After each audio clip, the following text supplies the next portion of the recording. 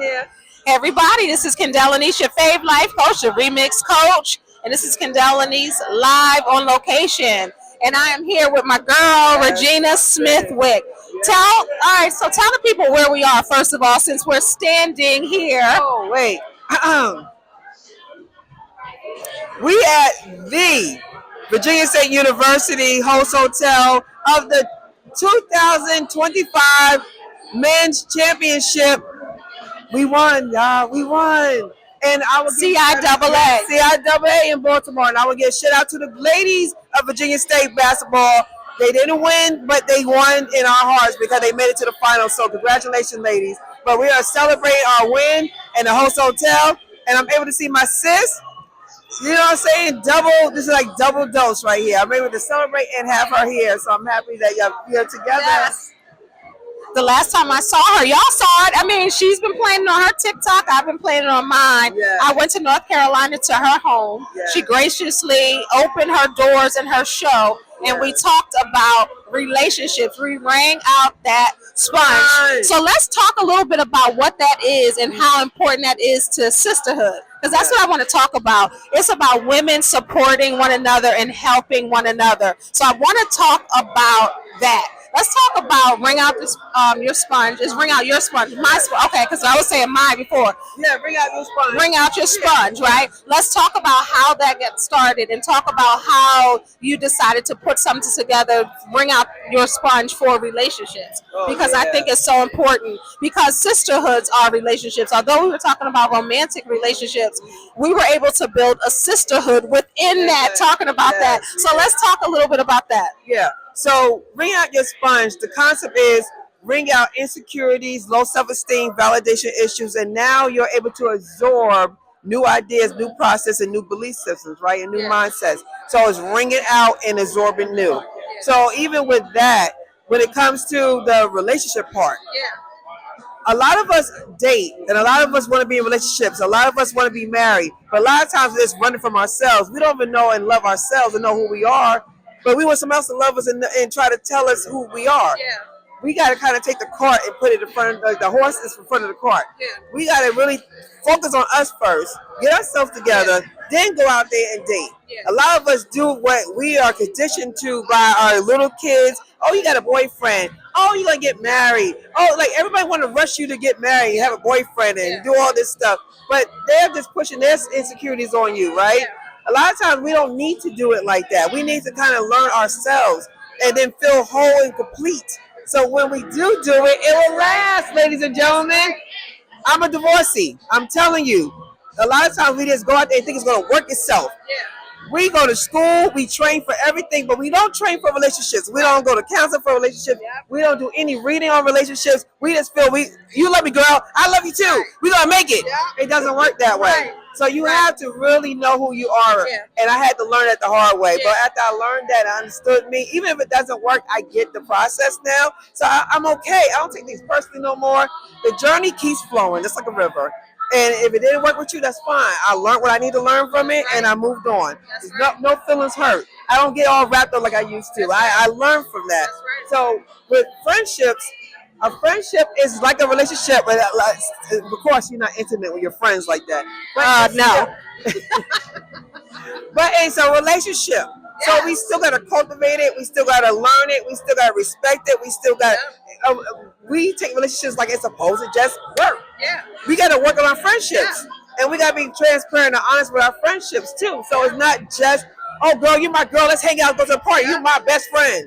And then you wonder why y'all bump heads because you're not supposed to be just best friends just because you hang out.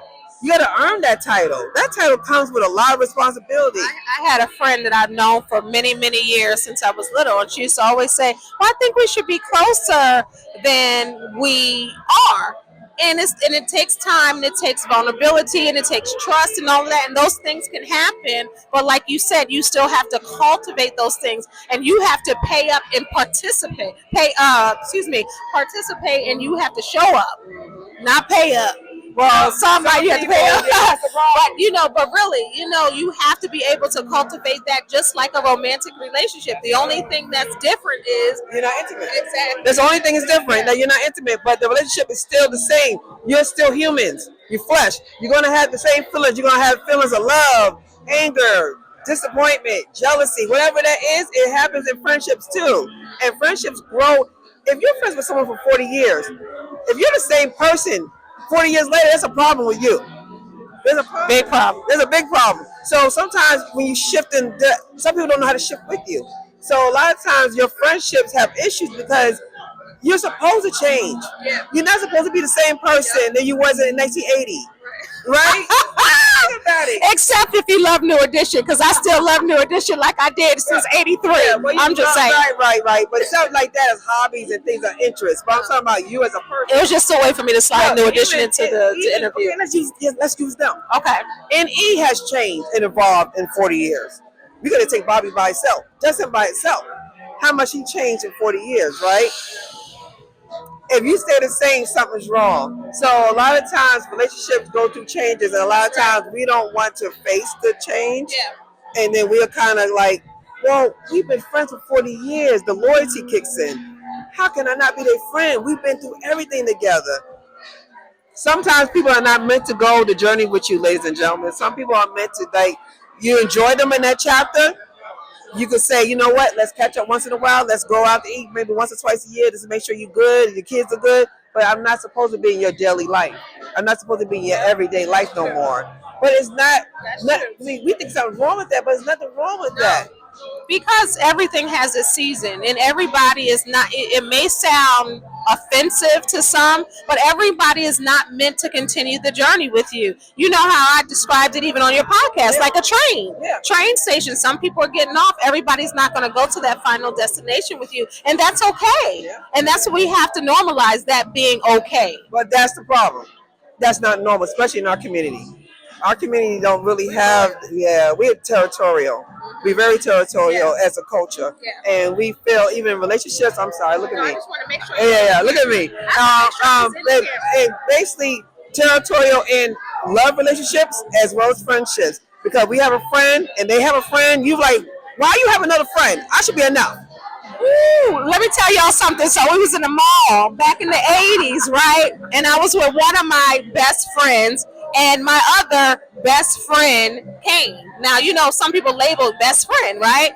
And I was with one, and she said, and I introduced them, and she said, oh, I thought you said your best friend. That's what my best friend said. And then the other best friend said, and what if she did? And in the middle of the mall, they like, over me, right? And I'm like, because some people are territorial, depending on where you met them, how you met them, how long you've been. How long have you been friends with them? No, you've been with, and women are like that often.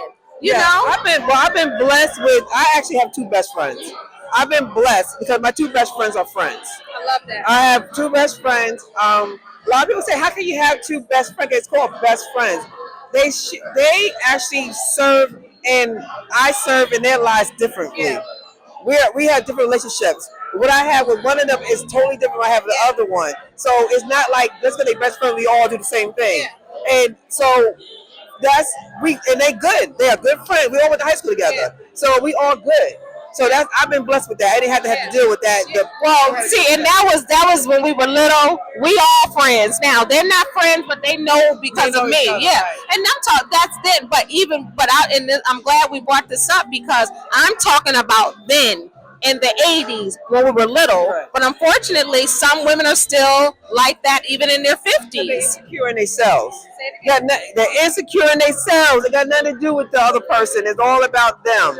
And when they're not good with them, you're never gonna be good with nobody. Yeah. Never be good with anybody. So you have to kind of like look at your stuff. And you know what? I gotta bring God in this. God designs your life like this. Like when He brings people in your life, He removes people. What the problem lies is we hold on to them, and then we wonder why our lives are the way they are. Yeah. We hold on to relationships. A lot of time when we get married, we feel, well, God. You went in front of God, and it says no man will take it apart. Did He ever equally yoke you from the beginning? A lot of times we go into it because that's what we want and we love them and we want to be married to them. But then we're going to put God in it after we do it. After we do it, we want to pull God in and say, well, we can't get divorced because, God, no, God never put y'all together in the first place. And I'm telling you this because that's what happened to me. My marriage, I loved them, but God had nothing to do with it. God, I didn't ask God.